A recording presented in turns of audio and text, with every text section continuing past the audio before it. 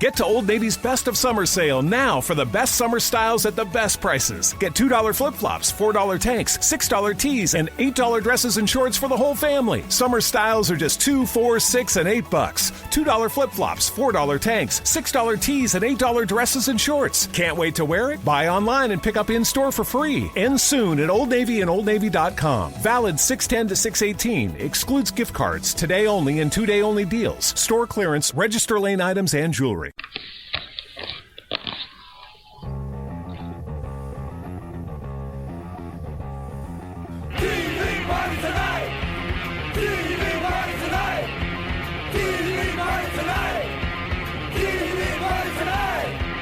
We're gonna have a TV party tonight. Alright! We're gonna have a TV party, alright! Tonight! We've got nothing better to do than watch TV and have a couple of brews. Everybody's gonna hang out here tonight! Alright! We'll pass out on the couch. Alright! Tonight! We've got nothing better to do than watch TV and have a couple of brews. Don't talk about anything else. We don't want to know. We're dedicated to our favorite shows. And tonight, our favorite show is the Netflix movie Extremely Wicked, Shockingly Evil, and Vile. Brought to you by, once again, the good people at Netflix, Coda Films, Voltage Pictures, Third Eye Motion Picture Company, and Zac Efron. Joining me tonight to talk about this movie, which was based on The Phantom Prince, My Life with Ted Bundy by Elizabeth Kendall, is the one and only Mr. Toxic Masculinity, Patrick Mullin. How you doing, sir? You know, Mark, I watched this movie, and I read some excerpts from the book that it's largely based around, and I couldn't help but think there was something that this reminded me of. What's that? Well, I've been listening to a lot of the albums today, and Chicago 18 happened to come into the rotation. Have you listened to Chicago 18, Mark, ever? I don't believe I have, sir. Well, there's a little song on there, and it goes a little something like this. Just say you'll love me for the rest of my life. I've got and I don't want to let go. Will you still love me for the rest of my life? 'Cause I can't go on. No, I can't go on. I can't go on if I'm on my own. I do know that song, and I don't think I knew that it was by Chicago 18. Well, it's by Chicago on the album Chicago 18. That too. We should start over. Let's just start over again. Hello. No, very nice, Pat. You are quite the bard. So, we talked about this. Oh, the bar closed already. I stopped drinking. I said bod, sir. Bod. B-A-R-D. Bod. We talked about this offline.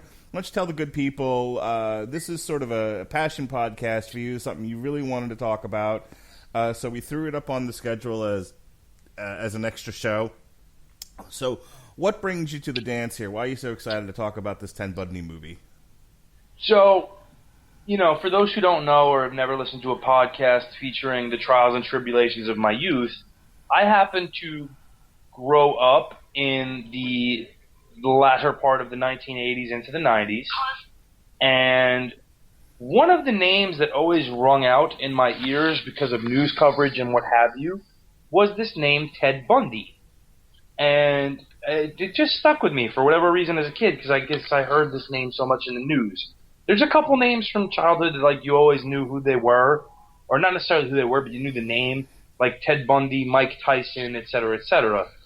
And it was because they were about to zap Mr. Bundy to death in a Florida penitentiary. And as such, a lot of media was surrounding this soon-to-be execution of this man who had apparently done so many horrible things, and he got very popularized in movies and documentaries and A&E shows and the like, and I lived in a house where watching those was very commonplace. So it just always was an interest of mine because I always heard the name and heard what he did. So I wound up reading books and watching, the movies that were made about him. Like, I forget the first one they made with Mark Harmon. I forget the name of it. I think it was something like Handsome Stranger or something along those lines. And I don't think there was ever necessarily a good portrayal of him. But then this movie came out, and I have some things to say. Okay. So I was aware that Ted Bundy was one of the more famous murderers in this country. I think I was a little bit more familiar with Charles Manson, the Son of Sam. Actually, I had a friend whose father did brain scans for the Son of Sam, so I've heard that story a bunch of times. Ted Bundy, I was aware of his existence, but true crime has not been a thing of mine until maybe the last couple of years, and it really also depends on what the crime is. But I had heard that Zac Efron, who did the Baywatch movie and is kind of a heartthrob and plays usually the male dumb blonde in a movie, the Mimbo. The Mimbo. Takes his turn as Ted Bundy in this. This was actually a movie that he produced, Zac Efron, and that he does like a surprisingly good job with it. So my wife and I watched it. Pat watched it. Pat wanted to talk about it, so here we are. The movie basically follows from the perspective of when he meets Liz Kendall. This is, of course, taken from parts of it were taken from her book. Basically, there's a contrast between his life with her, where he's treating her well-ish. As far as what's shown on camera, treating the daughter well. But women start turning up missing, and it's not revealed to the end of the movie that Liz actually gave his name. He swears innocence, but yet there's all this evidence that mounts up against him. And so you have this great portrayal of somebody with a pretty severe personality disorder. This is classic sociopathy, something I'm very familiar with in my profession, and it just kind of takes him through the being in prison in Colorado and Utah, and then eventually in Florida. And the second half of the movie deals with his trial in Florida, which is where we see our prosecuting attorney played by Jim Parsons. And eventually, he loses. He gets sentenced to death, and the end credits kind of show some of the more famous parts of the movie. Contrasted with the news footage from real life. So let's talk about it. You said you had some things to say, and normally I'll lead the discussion, but I kind of want you to just jump right out there. What's the first pressing issue you have here? What's your burning desire? I really want to praise the performance of Zac Efron. Good place to start. Yeah. Mark, have you ever watched any of the actual footage of Ted Bundy's trial or conversations? Just what was shown in the credits. Okay. So this was broadcast all over TV in the 1980s, if you were around and saw it. And maybe you did back then. It's just, it's not something that you kind of went back to or anything like that, which is fine. I'm just, a little bit weirdly obsessed with that particular case. But I did watch it, and as a kid, I was always terrified of this man. And not in I never was really scared of movies that featured the supernatural kind of killers, because in the back of my head, I'm rationalizing, well, this isn't real. Ted Bundy was a real murderous, crazy sociopath. And that's a lot scarier when you process it in a real way than Friday the 13th or A Nightmare on Elm Street. Sure. And part of what made him so scary is just, if you looked at him on the stand and you looked at his facial expressions, he never looked genuine. he literally looked like he always had some kind of malicious intent on his mind, and that everything to him was a game. And I think that Zac Efron conveys that so well in this movie, especially in to me, the one-on-one scenes where Liz goes to visit him in prison. I think those are the strongest scenes in the movie in terms of Zach's performance as this awful monster. And I was so surprised by it. Not that I thought he was a bad actor, but he's never been in something that has the gravity or weight that this has. And for him to deliver the way he did, I was so shocked in a good way. Yeah, I've never seen Zac Efron really stretch, or flex his acting muscles. He kind of gets away with he's got model good looks and abs, and and it's not like he gets casted in, really taxing performances. But you're right, he really threw himself into this role, and he comes off as, I don't know if scary is the right word, but definitely sinister. Sinister is a better word than scary. He comes across as sinister. As somebody who, again, works in the mental health profession, I was sitting. My wife was telling me that her connection to this is that her mom apparently was at USF at the time that the Florida murders happened, and that there was campus lockdowns and everything, and there was a real threat that this guy, my mother-in-law was going to be one of these victims possibly. So yeah, I had a similar experience in that respect with Son of Sam, David Berkowitz. Mm-hmm. So not to trail off, but for those who don't know, David Berkowitz was a serial killer in the 1970s, late 1970s in New York, who was targeting thin, young women with long, dark hair parted down the middle, which happened to, at the time, include people like my mother, my aunt who is my namesake, and later on, I wound up doing some work with a church, and one person in the church happened to be doing a prison ministry. And one of their, I don't know how to phrase this, one of their, I guess, big deals was that one of the people she worked with was David Berkowitz. And, she's a sweet older lady, wants to do well and means well. And, as a practicing Christian, you're taught to forgive things and understand that, yes, people actually can be in the thrall of Satan and doing evil things via his will. However, one day I was helping this lady, and I'll keep her name out of it to not try to slander her in any way. And, we happened to be moving some furniture around her house to help her out, and she's on a phone call, and she asked me to speak to the gentleman on the other line, and that it's, one of the prisoners that does a lot of good for the ministry and what have you. And I'm not really interested, but to kind of appease her, I say, okay, sure, Mrs., so-and-so, I'll talk to them. And I say, hello, this is, who am I speaking with? And he goes, hi, this is David. And I'm like, David who? And he goes, David Berkowitz. And I said, unfiltered, I just said Son of Sam? And he goes, unfortunately, yes. I said, goodbye. Jesus. Because, I didn't want any interaction at all with somebody who potentially, and not to make light of it or dramatize it, but potentially could have been looking to kill my mother or my aunt or any of innocent women just walking around the streets of the 1970s. For anybody who lived with that, or kind of remember that around that. You don't necessarily remember that paranoia, but you remember hearing about it secondhand, I'm sure. Sure. Yeah.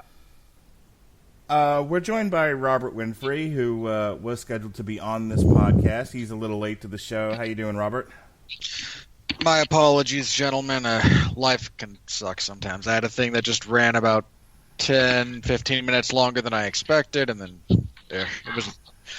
You don't care about my thoughts on that. You care about my thoughts on this terrible, terrible movie. So here to catch you up, and I'm not going to go all the way back to the beginning, but I did ask Pat this was sort of a passion podcast. You guys wanted to talk about this. I found the subject interesting, and I thought it was a pretty good movie, definitely well performed by the actors involved. What made you want to talk about it on this podcast? I mean, you asked me to be on it. I hadn't even seen it when you pitched the idea about doing this review of it. I thought you and Pat pitched. Maybe I'm misremembering, but I swear to God, I thought you and Pat had pitched me together on it. So, not my recollection. Series of events. Okay. So you had not intended to watch this, is what you're saying? I had some interest when I saw some of the first, trailers and imagery of it. Mm-hmm. Then after it came out, this is how you can tell something on Netflix is just not worth your time. There's no chatter. Mm-hmm.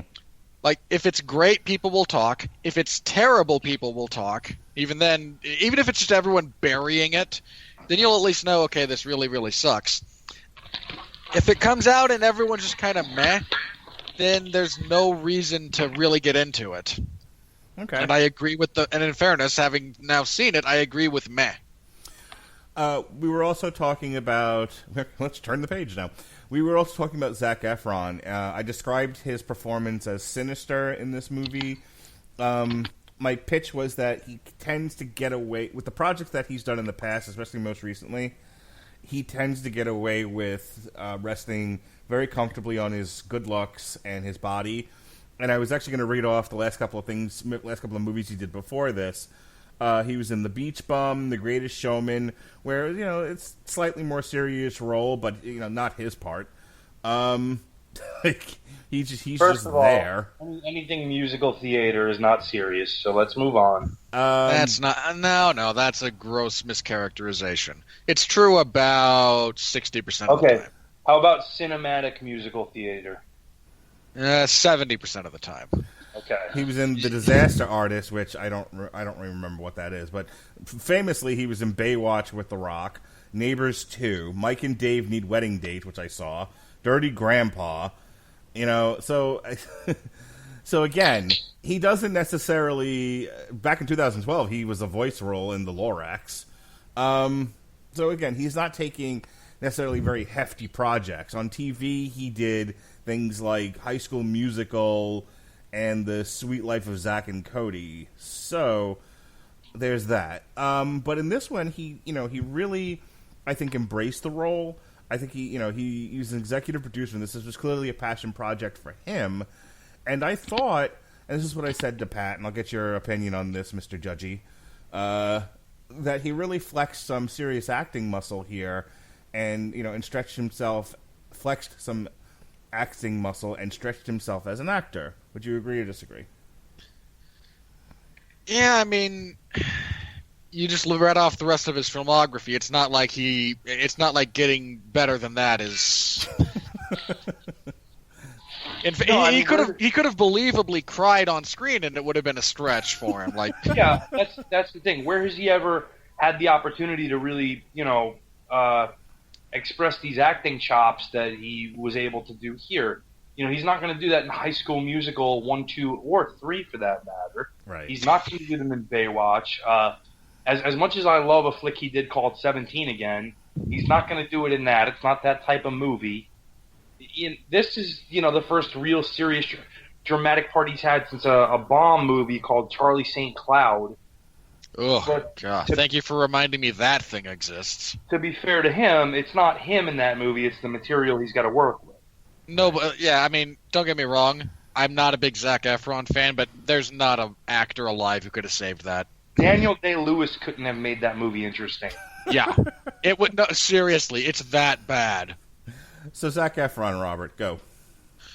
I'm okay with it. I mean, this didn't blow me away, but given the entire crux of this movie rests on essentially the relationship between two people, given the narrative devices they chose to use, you needed that to work. You needed that to be believable between the two of them. And anytime you're doing a quasi-biopic like this about a famous individual, and don't get me wrong, Ted Bundy was a profoundly evil human being who is roasting in hell, by all available knowledge, I can't speak. I don't mean to presume to know the mind of God necessarily, but there'd have to be some pretty serious facts not in evidence for that not to be the case.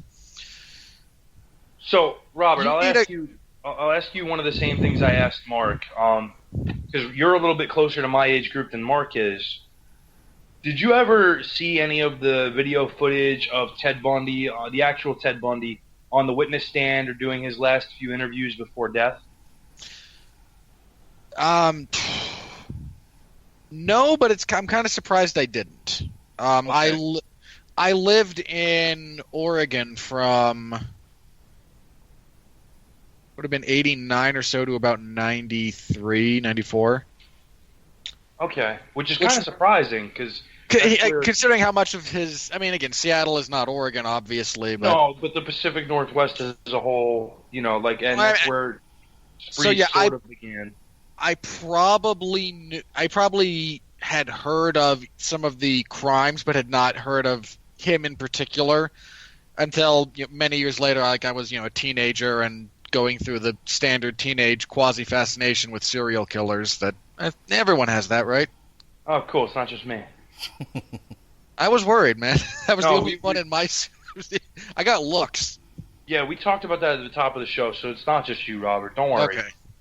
But I will say this, and maybe because of seeing quite a lot of that footage before this movie in years preceding it, I was really taken aback by Zac Efron being able to convey that so much. Even looking as different as he does than Ted Bundy, which, I mean, let's face it, Ted Bundy may have been, charming and handsome for a serial killer, when you compare him to the likes of, again, the aforementioned David Berkowitz or Rodney James Alcala or whoever you want to throw in there. But Efron, to convey that feeling of menace and to really get the mannerisms and the almost outright sociopathy that you see evidenced in these actual trial footage was really impressive to me. Yeah, he does a great job of, because again, he does not look anything like Ted Bundy in terms of his facial structure, even his body structure. Bundy's a much thinner man. He does a great job of kind of evoking him in the scenes where he's not able to get a straight-on replication. Some of it's speech patterns, some of it's the little stuff he does with his head. You mentioned this, just the way he doesn't really connect with the world as far as sociopathy goes, the malignant narcissism. And it's hard to be a charming narcissist. And I don't just mean that as a personality disorder. I mean playing that. And he does kind of get that across. So, yeah, he clearly did a lot of film study and did a lot of prep work for this.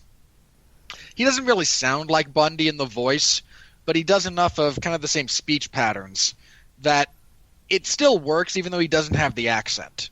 So, again, this reminds me of, not to the same degree, mind you, but it was said about Will Smith's version of Muhammad Ali. Because Will Smith does not really look like Muhammad Ali.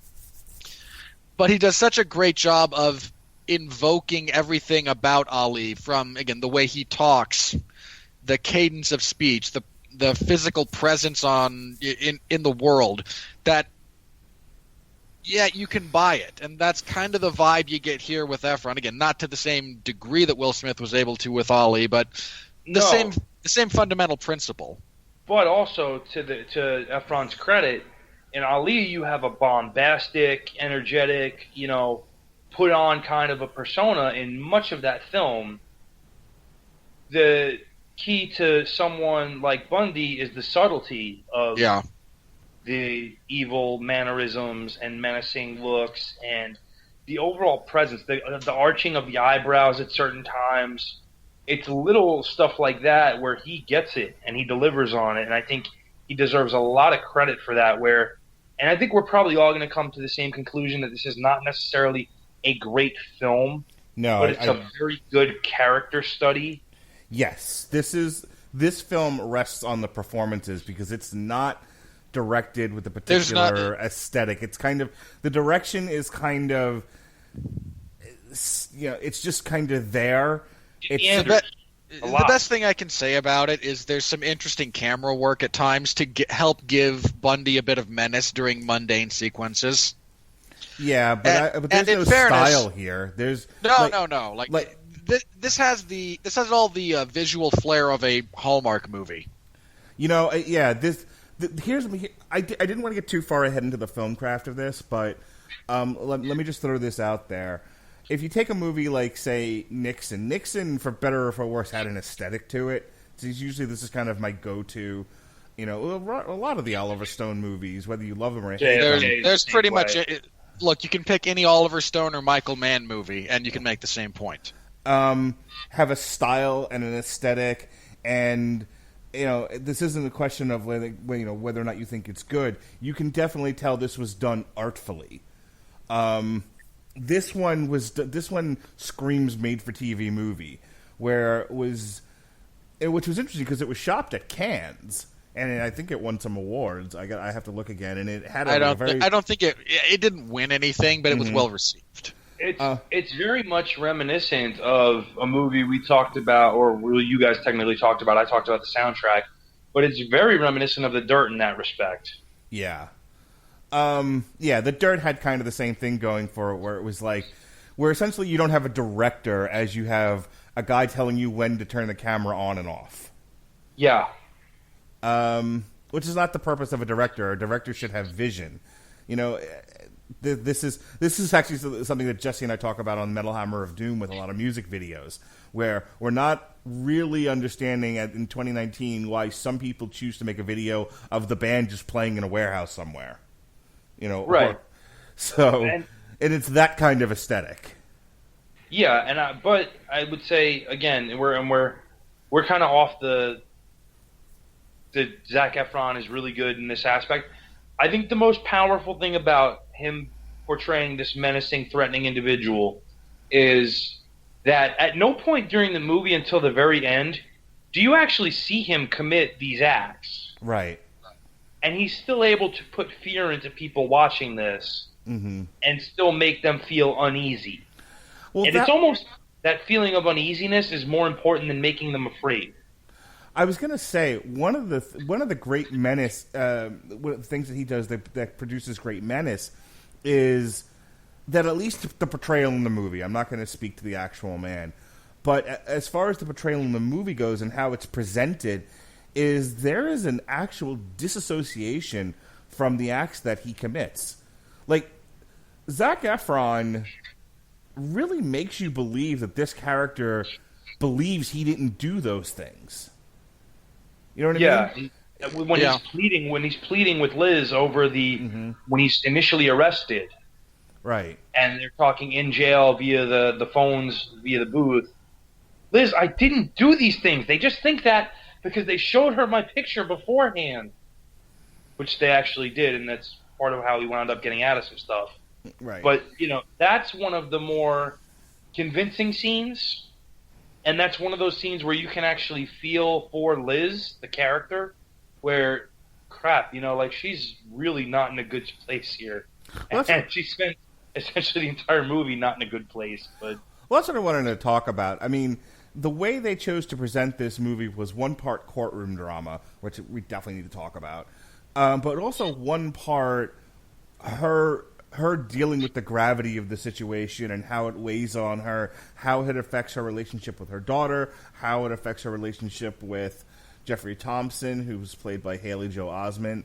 And so we should probably move on to that. What did you guys think of, one, the choice to focus so much of the movie on her reacting to these things and her relationship with Ted, and what did you think of the performance in general? I'll start with you, Pat. So I think it was a novel approach in the respect that it's never been approached from that view before. And considering the source material is the book that she kind of ghost authored, for lack of a better word to say it, it's a cool perspective to think about because, to the rest of the world, he's this awful, evil, vile individual committing these unforgivable acts of, the most heinous nature.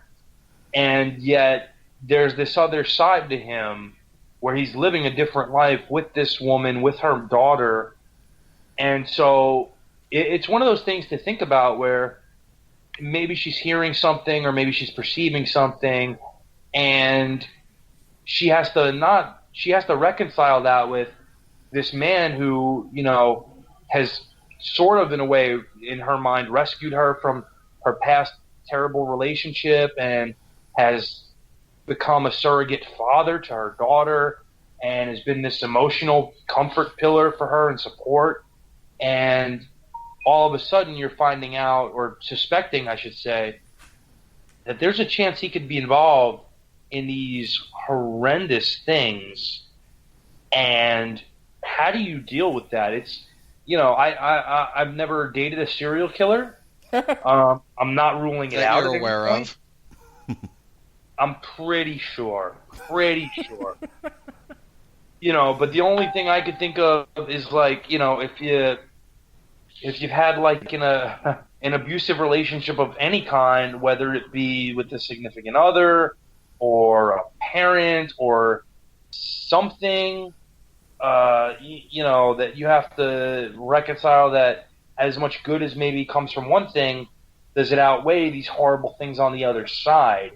And you don't find out till the end of the movie that part of why he was initially picked up is that she gave a description of him and his car to the police, just being an honest citizen, not suspecting he was even involved in anything. She just did it for the sake of honesty and being a responsible, civic-minded person. And that's honestly what led to his first pickup in terms of these, disappearing women who were later found murdered, mutilated, etc. So she's got some sort of seed of doubt in her mind when he gets picked up, and it gets exacerbated. But it's fascinating, honestly, to think about how you can spend this time, not know these things. And one of the things they don't really touch on in the movie that they touch on, or she touches on, I should say, in the book, is that she eventually one night found a crowbar and mask in his car.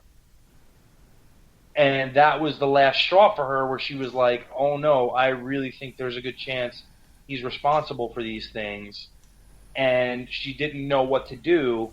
She was fortunate in that he got picked up by the police and didn't have to deal with the repercussions of him finding out that she went digging through that stuff, or God knows what could happen to her.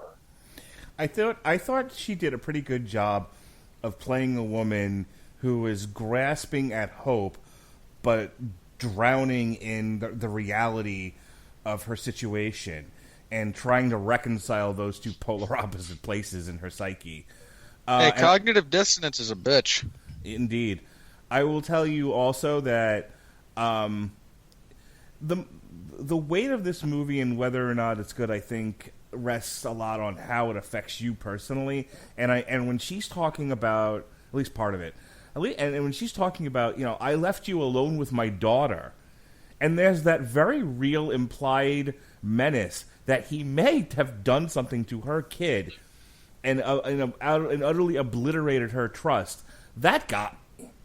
I mean, it's not even a huge part of the movie. It's one scene where she talks about this, but it was very impactful for me. The idea that you could trust somebody, let them into your home, and they could betray you in such a horrible way. I thought it was pretty well done. I thought it was a point that needed addressing. What are some of your thoughts, Robert? I mean,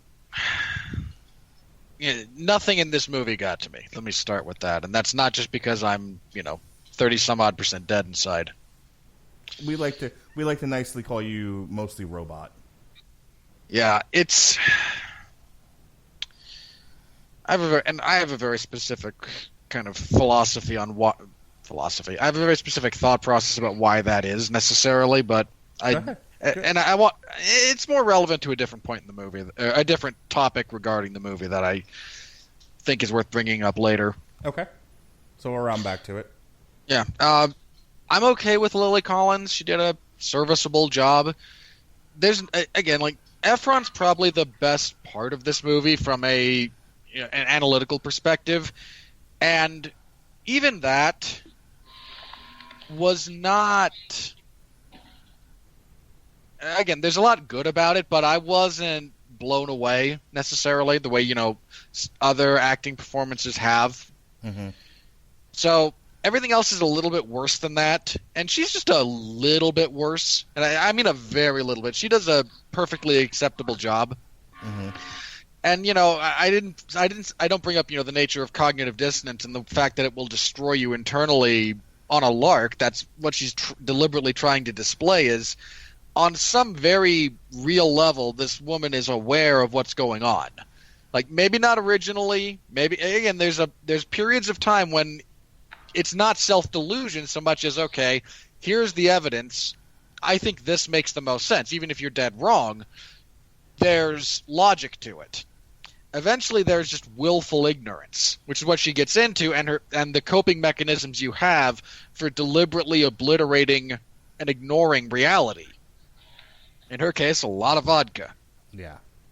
Yeah, and pushing away Haley Joel Osment. Well, I like to think of that as more common sense, but...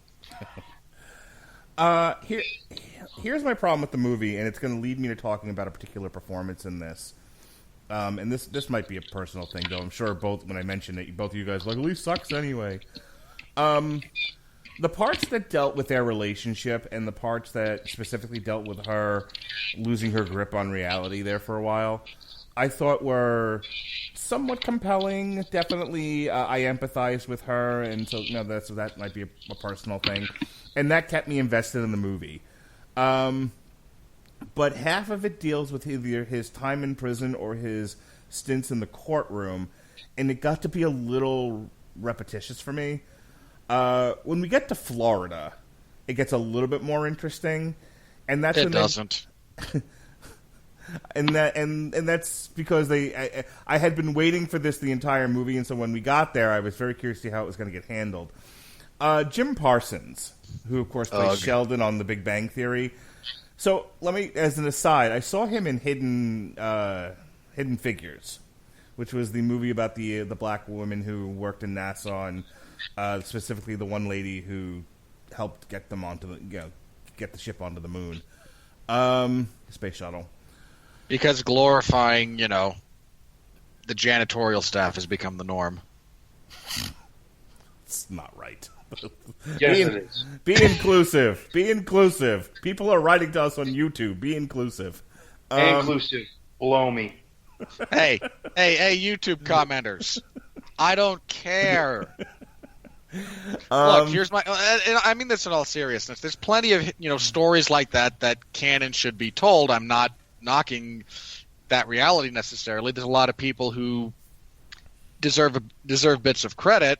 I'm just a little bit sick of, and I don't know when this trend started, narratively speaking, with the way we tell stories and whatnot, but I'm a little bit sick of, let me find the janitor from the third shift who was working at Los Alamos for 2 weeks. I feel like calling an expert in math the janitor is a bit of a misnomer, bit insulting. Have you ever seen the movie Good Will Hunting?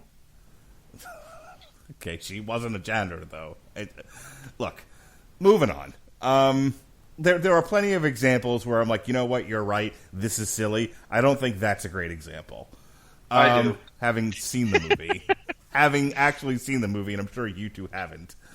It's like those like children's books where like you find out that there was a mouse that stowed away on some type of NASA mission and hit the button at the pivotal time that saved everybody, but nobody knows because it was a mouse. It's like that. But for some reason, there are adults who are so emotionally retarded that they need to hear these things.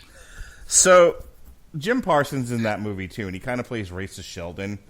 And I thought, okay, well, maybe that's just the part he was given. So now he's playing the part of a Florida prosecuting attorney. And I'm like, okay, this is, like if he comes across as Sheldon again, only this time he's Sheldon the lawyer, I'm kind of giving up on Jim Parsons as an actor. Dude, I gave up on Jim Parsons as an actor 2 seasons into The Big Bang Theory. I don't know what took all you so long. Well, again, that he was playing a very specific kind of character, and I figured, okay, well, if he's any kind of an actor, he can do something else. Well, hang on. Before you all yell at me, let me at least make my point. I wasn't going to yell at you. Okay. terrific. Let me make my point, and then you can yell or not yell. All right. So I was really interested in his part in this movie because I wanted to see if he could lose himself enough in the part and convince me he's anybody but Sheldon. He fucking failed miserably. I got Sheldon the lawyer the whole time, like down to the mannerisms, and I even said something to my wife at the time. I'm like, I can't not see Sheldon. And I think that's a failure of acting on his part. Like, granted, there's no director there to kind of tell him, hey, could you try it with an accent or something? But no, Sheldon the actor. Okay, Pat, go. Right, so there's a terrible movie called Wish I Was Here with, yeah. So I'm assuming Robert's seen it. A long time ago. I don't remember anything about it. I don't remember too much about it. Like, the details would completely escape me, but oof. Yeah, it sucks. It's not good. However, Jim Parsons is in it playing kind of a... I don't want to call it a bit part because that's not fair because the part he has actually does have weight in the movie.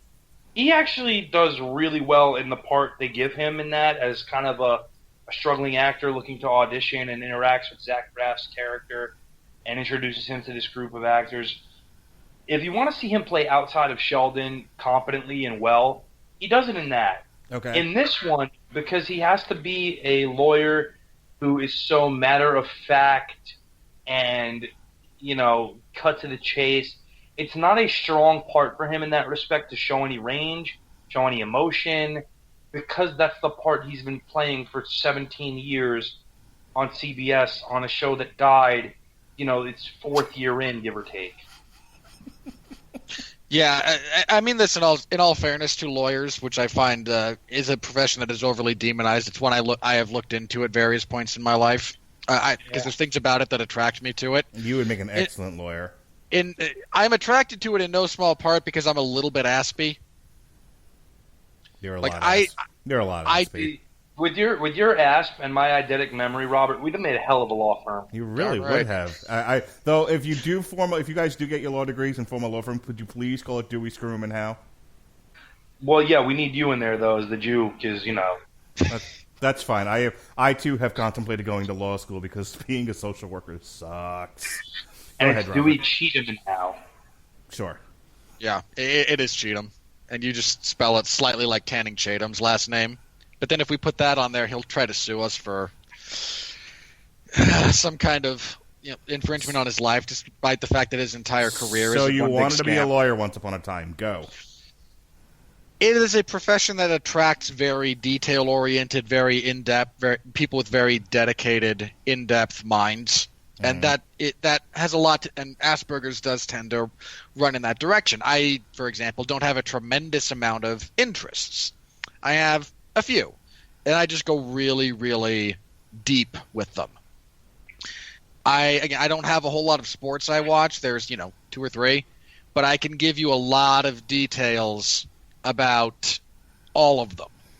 And I can talk forever about some of them. And the fact that you are, again, especially lawyers in high-profile situations, the very successful ones, they are very driven like that. And so he's playing a character that has a bit of that already in him, despite the fact that the DA is, in addition to being a lawyer, a publicly elected official, and no one with half a brain cell would vote for Sheldon to do anything.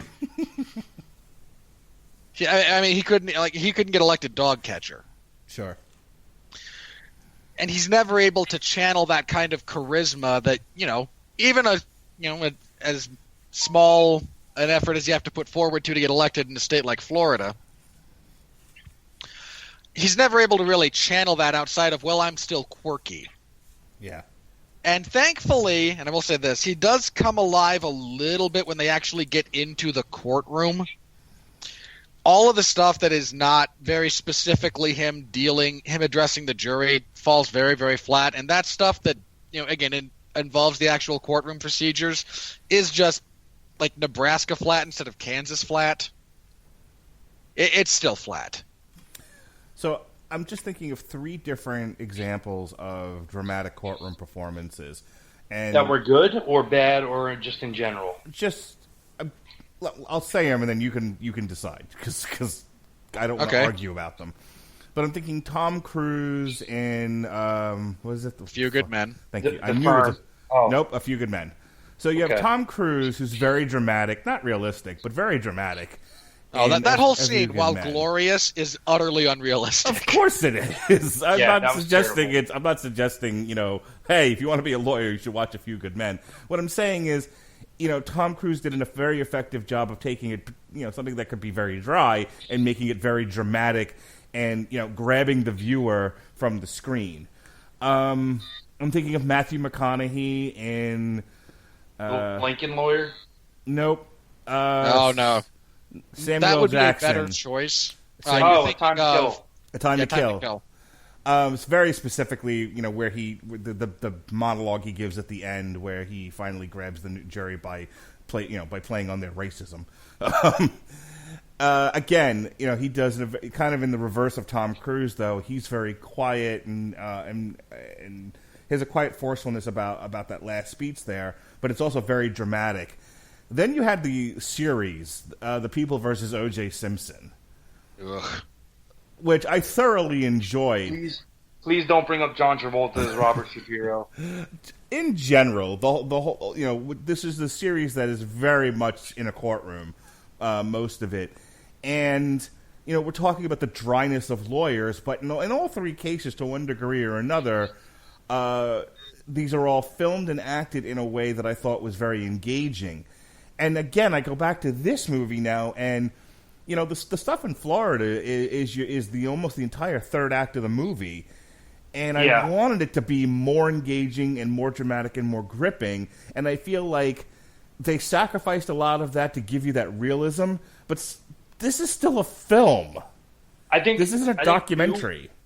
You have the opportunity with John Malkovich as the judge. And as in real life, Bundy taking these liberties with the courtroom process, where you could have interspersed more of one of the great actors of our time into that, and you just kind of... It's a hard balance, because I do think that by minimizing him, when he did get into things, it made it feel more valuable. But... it was at the cost of sitting through a lot of, and again, I feel bad picking on him, but a lot of Jim Parsons procedural blah. Yeah. There's you can still, if you want to put, Jim Parsons in that role where he's very matter of fact and very dry, that's fine. Then you have to do something with the camera work.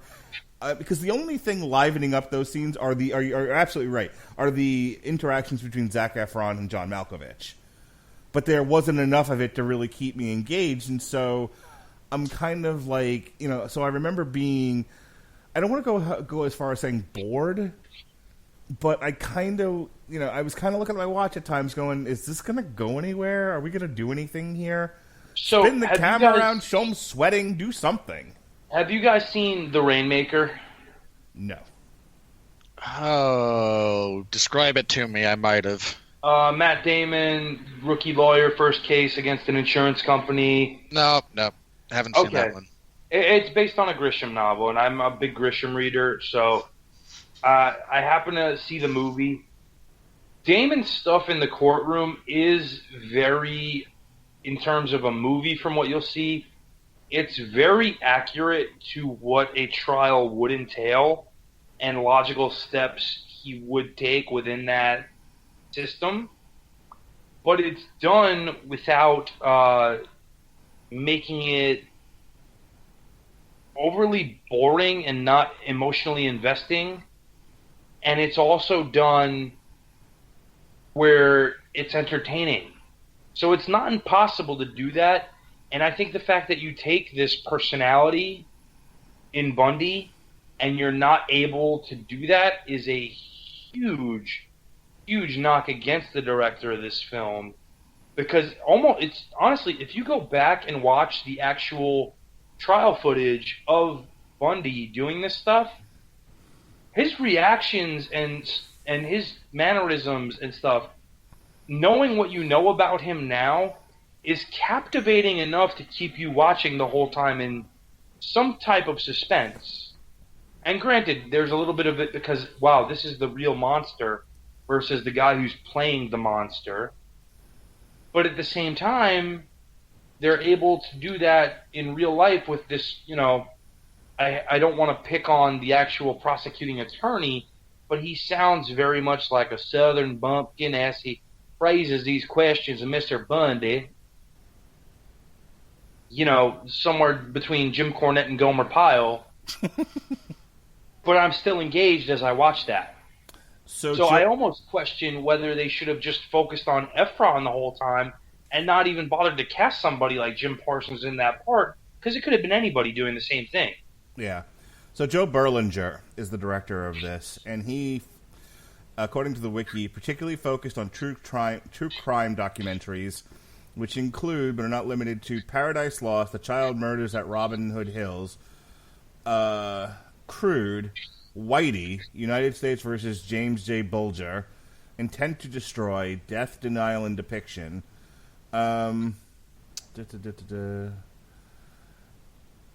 Conversation. Oh, okay. Sorry. Berlinger spearheaded two 2019 projects centered on the infamous serial killer Ted Bundy, one of which is what we're talking about. The other which is Conversations with a Killer, the Ted Bundy tapes.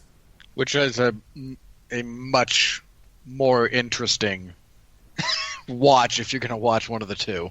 Oh my God. Berlinger made his narrative feature debut with Book of Shadows Blair Witch 2. Well, I'm done with talking about him. Yep. Thank you. I was waiting for you to get there. I was genuinely waiting for that. Like, okay, no, I know what's coming. Just let him get there. Oh, Lordy.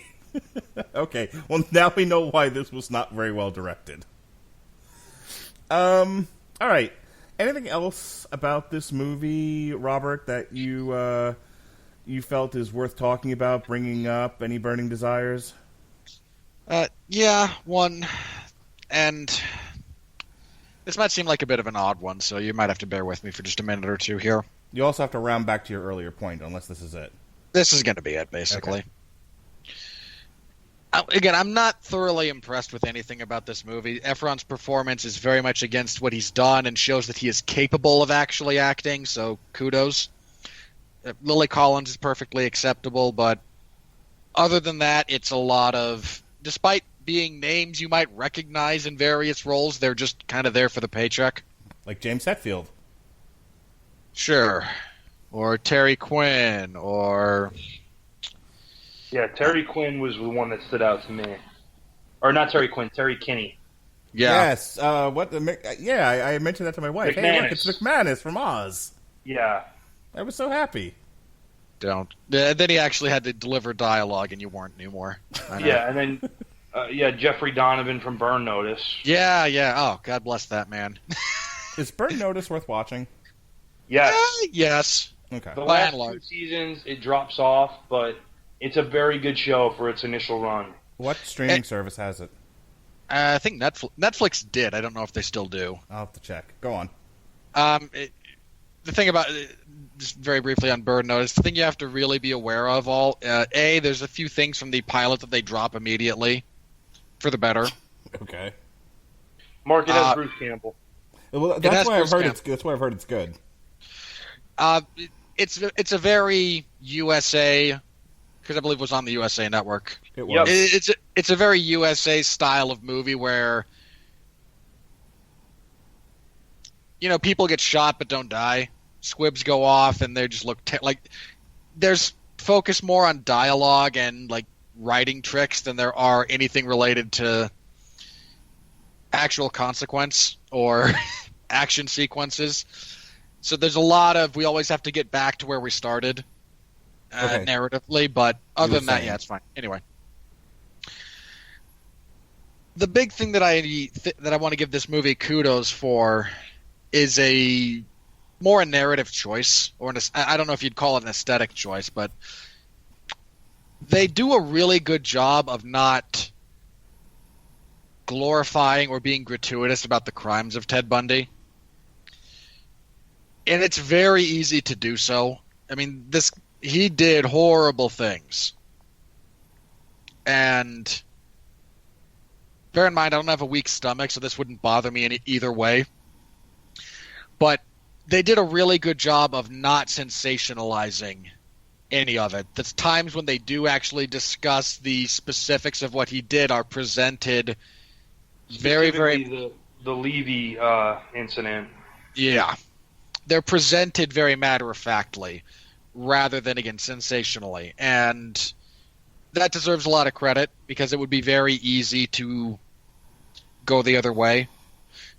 They also, at the end, have just a full template that is like the list of Bundy's known victims. And we do a lot, especially over the last, certainly over my lifetime, probably dating back before I was born. Mark might be able to speak more to this as, the elder statesman of the group. We do a lot of remembering the perpetrators and not remembering the victims these days. And it's not a trend that has been good. So I do want to give credit to that. There was very clearly a decision made to not glorify in any way anything he did and to make sure that the victims were treated with respect. And it could very easily have gone... That's a very easy thing to get wrong. Plenty of other movies about similar subject material do. There was that... I want to say a movie primarily starring John Leguizamo about the son of Sam shooter that I think... Yeah. Summer of '69 or something like that. Summer of Sam. Summer of Sam. Yeah, that I think goes kind of winds up going a little bit the other direction, although that does kind of also focus on just the impact of the crimes rather than the killer. But again, it's just a really easy thing to get wrong from my perspective, and this one doesn't. So I do want to give kudos to that because I think it's deserved. So, my one major complaint that isn't craft related about this movie, I mean, I guess you might convince me that there's an argument that it is craft related, but I don't know. It was kind of my one kind of negative takeaway from the movie. I guess it doesn't have to do with the performance for sure, and that is because of the way they went with it and the narrative vehicles they chose to push it forward. You don't really ever get a sense of why he was doing what he was doing. And I don't know a lot about it, so maybe he's never really given an explanation in the zillions of books on the subject. But if there is, I don't know if I would have done it this way. I would have liked to have seen him at some point in the movie. I mean, he does the bit where he blows on the glass and and he says what he did to the one woman, but I don't know. I just feel like he's kind of a force of nature character, and I know, and there has to be, and I feel like the human being, there has to be more to him than that. Well, and I understand that he's a sociopath, and and sociopaths don't necessarily need a reason, but that needed to, I think, be shown in the movie, portrayed in some way, said by the character. I don't know. But to be fair, I don't think that's what this movie was about, though. I think this movie was more about and here's where I could see the argument for it wasn't well executed. To me, the movie was supposed to be more about the did he or didn't he, which I know in hindsight it's really easy.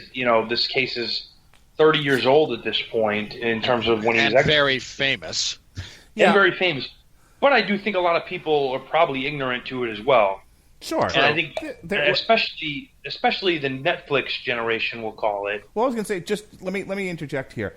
Look, there are people who, everything from wrestling to JFK to the moon landing, have conspiracy theories. There are people to this day who think that George Bush remote-controlled planes into the towers. So there's always going to be people who, like, it's a work. It's always a work. Nothing is real. We're living in the Matrix. I get that. I will say, though, if you want to buy into the Bundy was set up nonsense, I don't mind you. But the fact that and let me be clear, this is not a knock on any of the police work done that was done to the best of its ability at the time. But the science of, bite identification has largely been dismissed at this point. It's been pretty much debunked.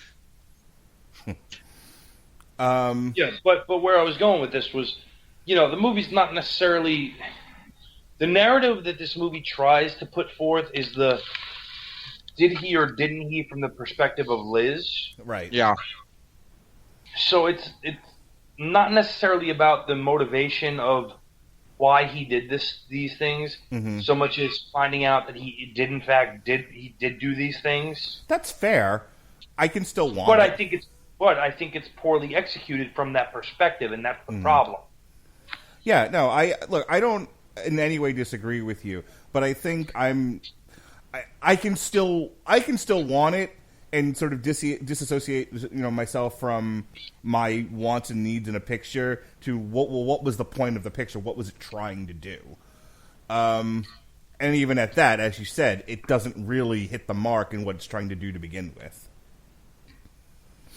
Go ahead, Pat. Well, and again, the other thing about that is, again, Bundy was... Oh, God, how do I say this? Candor was not in his nature. Mm-hmm. There's no way he could have believably actually given an answer without horribly breaking everything we know about him. And at the same time, a lot of the psychological insights that we have nowadays were not present at the time. Sure. No, I would imagine he didn't get a tremendous amount of psychoanalysis over the years. I think I don't know. This might just be my own perspective, and and I said this before you came on the podcast, Robert.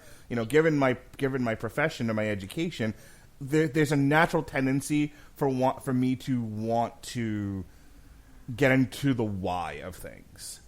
Then I would, and let me be clear about this. I had a much harder time watching parts of the Ted Bundy tapes. Yeah, and that's because I have nothing really. Let me put it like it takes a lot to be presented to me that I know is either fictional or a fictional representation of reality to disturb me. Mm-hmm. It doesn't faze me. I know even if you are representing reality to the best of your ability via some form of interpretation, or even as strict as you can be with documentaries. Documentaries, again, it takes a lot to really kind of get at me because, again, despite being more real, it's still being filtered through some kind of lens. Like most human beings, I think we all have the ability to differentiate between what is fiction and what is reality. It's one of the reasons kids, when they see movies, react so viscerally. They're not yet acclimated to turning that switch off and on, depending on what type of what type of media they're viewing. Listening to the actual tapes of Ted Bundy is much more boring than you might like. There were I mean this in all sincerity. When those were released, there's a bunch of people who were both horribly disturbed because it's very disturbing, and bored out of their minds because it's just conversations. By contrast, the Nixon tapes are hilarious.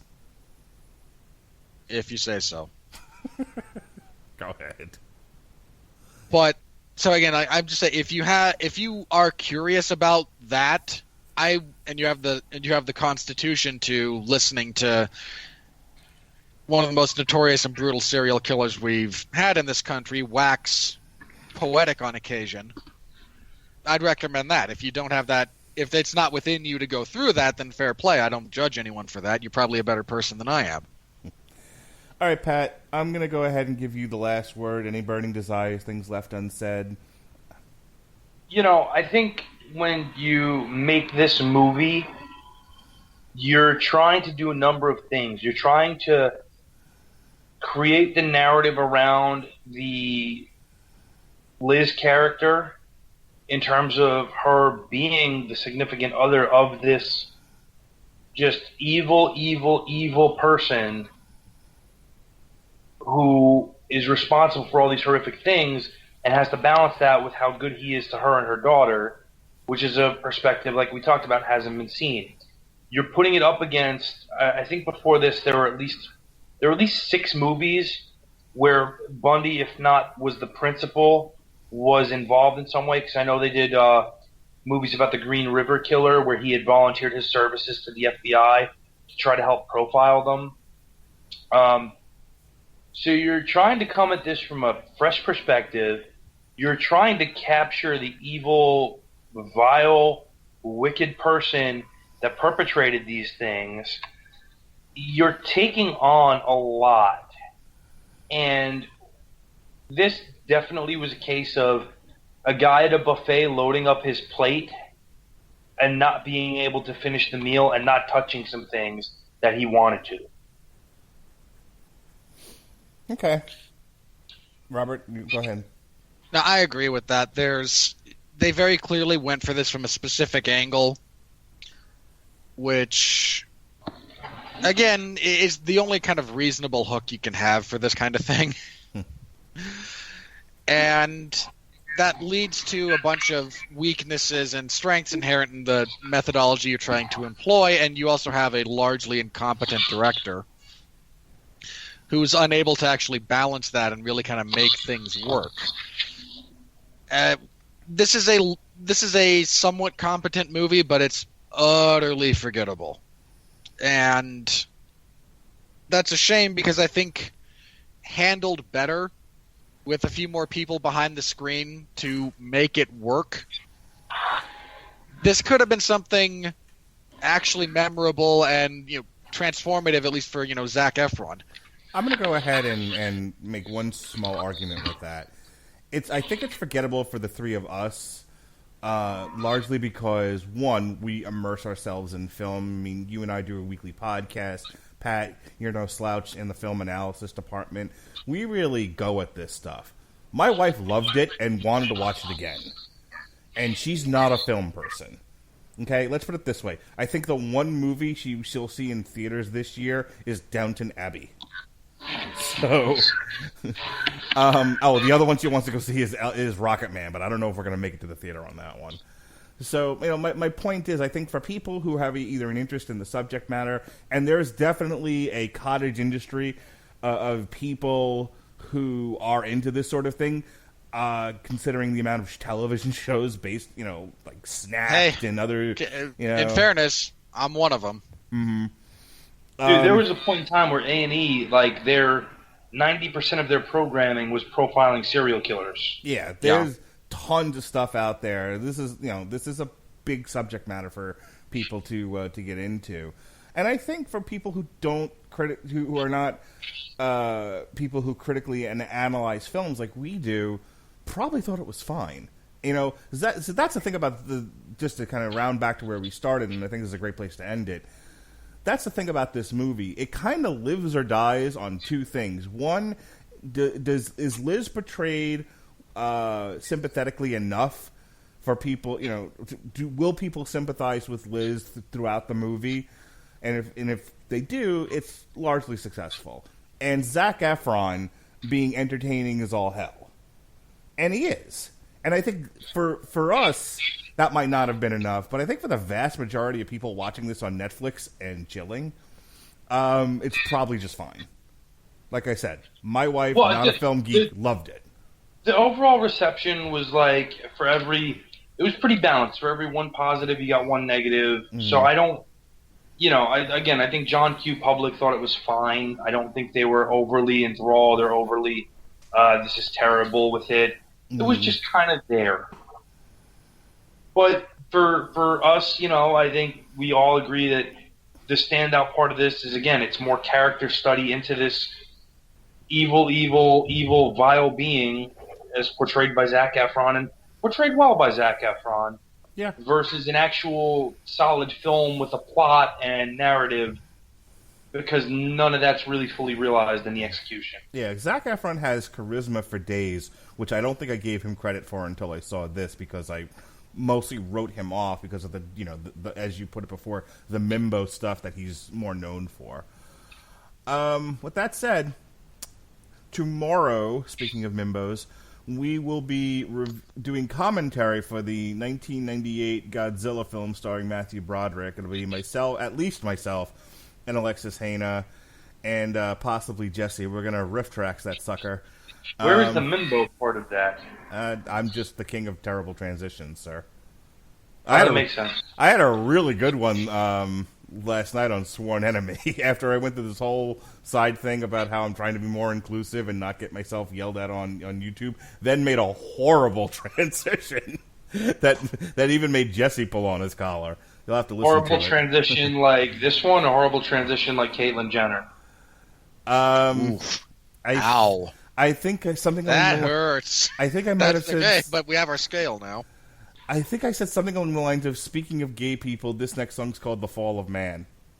So, No, okay, I don't see a horrible transition. rate that one any way you like. Ow. I mean, I'm laughing, but ow. I'm a funny guy. All right, June 1st, this same trio here will be doing commentary for Anthony Joshua versus Andrew Ruiz Jr. on DAZN. Then I Good Lord, do you have to? That's the same night as NXT. I mean, my plan was to do the commentary and then somehow fit NXT into my schedule on my birthday, which is the next day. Oh, okay. Well, I guess we'll do it then. Come on, we can get. Look, you can watch NXT up to when the actual main event starts, just like I'm going to, and then you just have to finish watching it after. You don't go to sleep. You don't got kids. You can stay up all night. It's fine. Look, Adam Cole's winning. We all know it. Let's move on. Speaking of NXT, after I get home from my steak dinner at Longhorns for my birthday, myself, Jesse Starcher, and Chris Bailey will be reviewing NXT TakeOver. So get ready for that.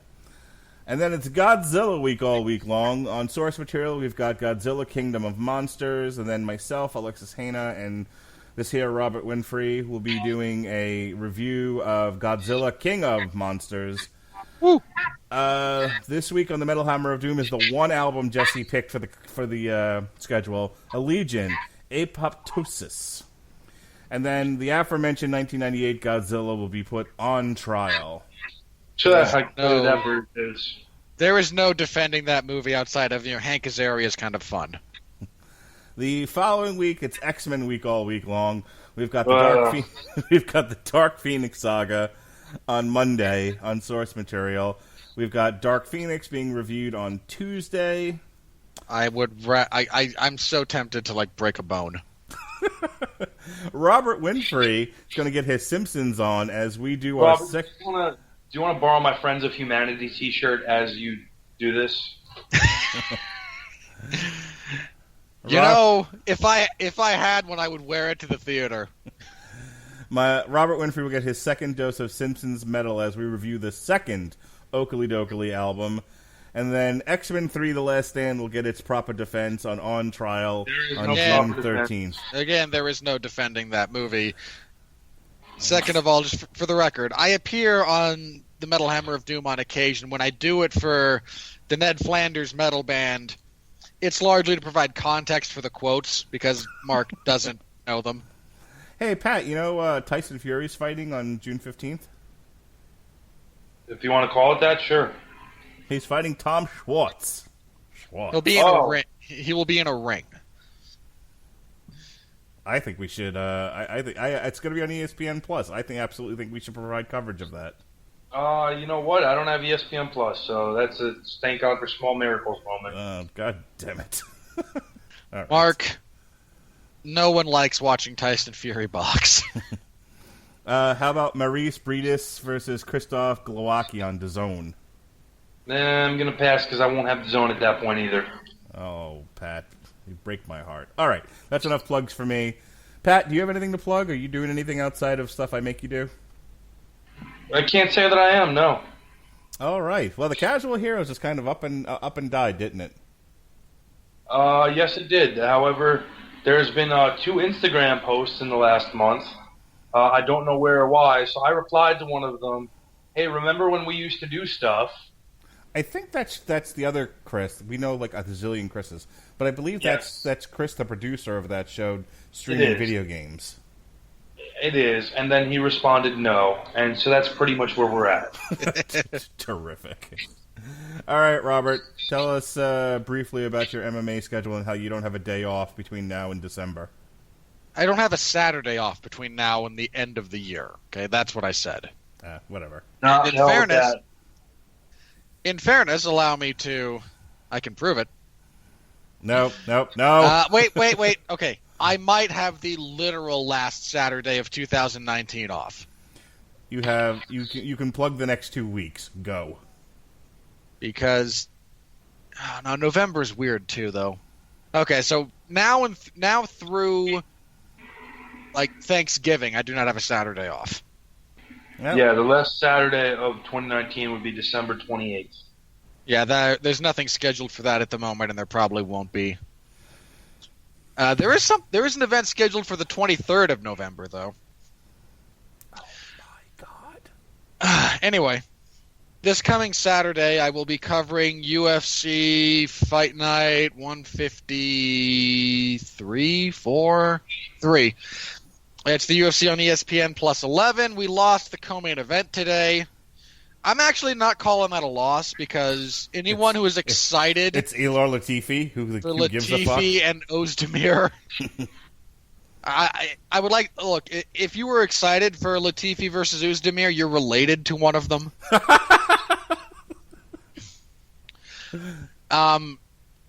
Yeah, this card still sucks.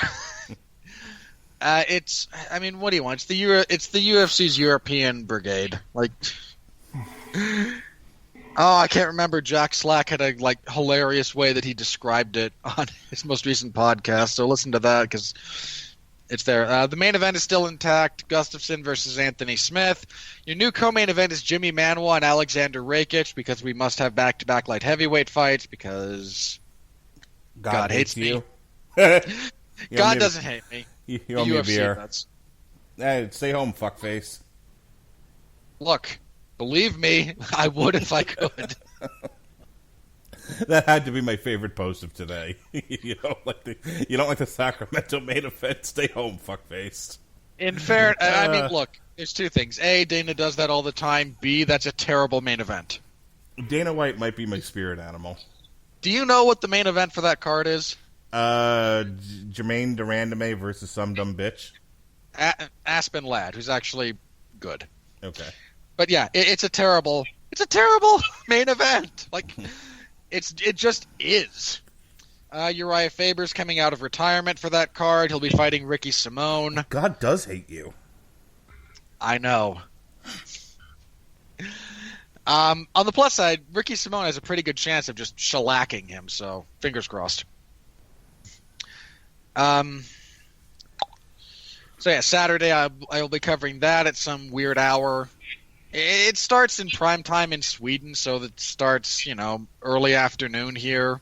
Might even be before noon, depending on where you are in the country. It's in Sweden? Akia's from Sweden. I like meatballs. And this Sunday, I will be reviewing that event. Hopefully, Jeff Harris will be back on the show. He was in transit last week, was unable to make it.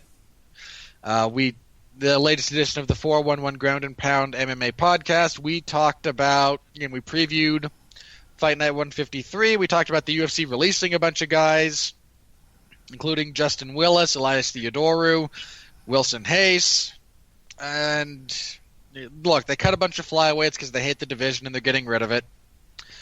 They cut Elias Theodoru and because his fights are just He's so Canadian. bad. Great hair. I'm not glad Elias Theodoru's gone, but I am kind of glad I won't have to watch him fight. So, And then this coming Sunday, we'll have a review of Fight Night 153, and we're previewing UFC 238, which I'm really hoping holds together because I am so excited for this card. I'm going to try to rush home from the drive-in after I see The Secret Life of Pets 2 just so I can at least catch the pay-per-view. Hey, listen, folks. I don't know where you're listening to this. Could be Spreaker, could be iTunes, could be Spotify, could be any number of places. We're all over the place. But here's what I want you to do. I want you to download an app called Podcoin. Okay? We're on it. You can listen to us there. And if you do, and you listen to all your podcasts on Podcoin, you amass credit, points, whatever, and eventually you can cash those in for real money or gift cards or some such thing. So Podcoin, it's my new obsession. Everyone should get on Podcoin and get paid to listen to podcasts. It's fantastic. I can't. Why can't you? I went to the web, I saw you link this, so I checked it out. Apparently it only works on mobile devices. You don't have a phone? How many times do I have to tell you that? This is at least the third. Okay. No, I do not have a cell phone. You can't do it through the website? Apparently not. Apparently there's not a browser option. Huh. Okay, well, unless I might have to go through it in a little bit more fine detail, but... What about a tablet? No. Not one that it's weird. My tablet's weird. It's old. Do you have a Kindle? No. All right, so here's what we're doing, everybody. Go over to GoFundMe. You're going to see a GoFundMe to get Robert Winfree a tablet. We're not asking for a lot. We're trying to raise $250 to get him a serviceable working tablet with an 8-inch screen, probably 16 gigs RAM. Listen, if anybody wants to put in for the protection plan on it, that is optional. We just want to cover the cost of the tablet itself. Yeah. And then you can download Podcoin, and then you can listen to whatever. But yes, I am. They're not paying me to do this. This is a free plug, but I want people to get paid to listen to podcasts. I support this. I support this more than I support, the Leukemia and Lymphoma Foundation. This is like the second thing. That's the second thing I'm passionate about. The first thing is Podcoin. Everybody should download Podcoin and listen to your podcast there. And make sure you subscribe to the Radulich and Broadcasting Network on Podcoin. And again, even if you hate us, at least you're getting paid to listen to us and how shitty we are. It's a win-win for everybody. Also, if you have an opportunity to leave a review on iTunes or wherever you can leave reviews, go ahead and do that so that we can become more visible and you can share the hate. Sound good? Yeah, YouTube commenters. The gauntlet has been thrown down. I dare you to write more shitty things about me. I double dare you. Yeah, you inclusive bunch of fucking queers.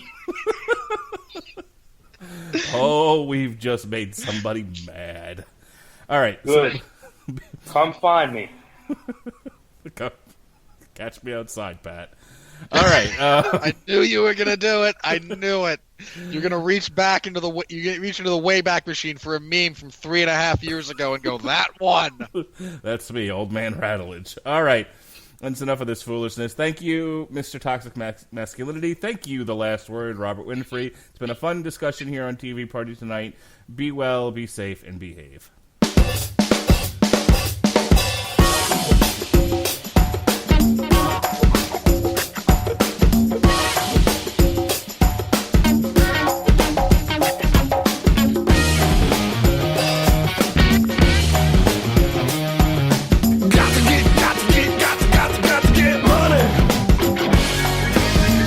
Old Navy's Best of Summer Sale now for the best summer styles at the best prices. Get $2 flip-flops, $4 tanks, $6 tees, and $8 dresses and shorts for the whole family. Summer styles are just $2, $4, $6, and $8. $2 flip-flops, $4 tanks, $6 tees, and $8 dresses and shorts. Can't wait to wear it? Buy online and pick up in-store for free. Ends soon at Old Navy and OldNavy.com. Valid 6/10 to 6/18. Excludes gift cards. Today only and 2-day only deals. Store clearance, register lane items, and jewelry. Get to Old Navy's Best of Summer Sale now for the best summer styles at the best prices. Get $2 flip-flops, $4 tanks, $6 tees, and $8 dresses and shorts for the whole family. Summer styles are just $2, $4, $6, and $8. $2 flip-flops, $4 tanks, $6 tees, and $8 dresses and shorts. Can't wait to wear it? Buy online and pick up in-store for free. Ends soon at Old Navy and OldNavy.com. Valid 6/10 to 6/18. Excludes gift cards. Today only and 2-day only deals. Store clearance, register lane items, and jewelry.